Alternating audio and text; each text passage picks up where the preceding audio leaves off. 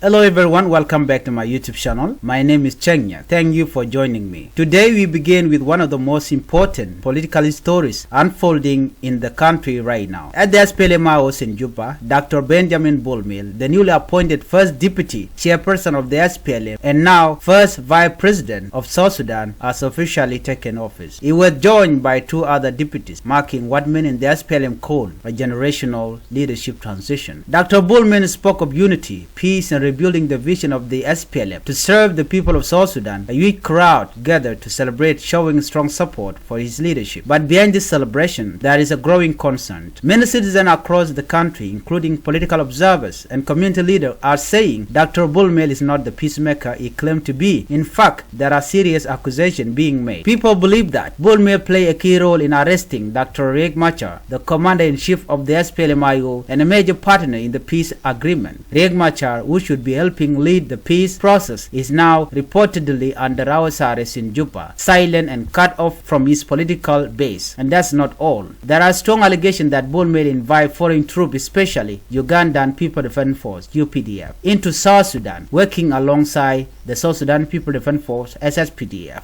in operations that have targeted specific counties. The counties being affected include Fangak, Nasser, Wulang, Longoshuk and Mayom, all in the Upper Nile region. These areas with large Nuer population are seen by the government as loyal to Riek Machar. But here is the painful truth. It is the innocent civilians who are suffering. Local reports say homes have been burned, family displaced and people killed just because they are from the wrong tribe or are suspected of supporting the opposition. This is not the path to peace. A country cannot be united by labeling entire community as hostile. Justice cannot be achieved by arresting political rivals and calling in foreign soldiers. And leadership cannot be trusted when it begins with fear, silence and division. To be fair, some believe that Bullmel, with his business background, could bring economic growth and structure. They say he is a smart man, a strong leader, and might be able to stabilize the country. But that hope is mixed with deep doubt because so far his actions, especially against the Nuer people, opposition figures, and counties in Upper Nile, are raising more fear than faith. So the question today is, can Dr. Bullmel truly bring peace to South Sudan if his leadership begins with arrests,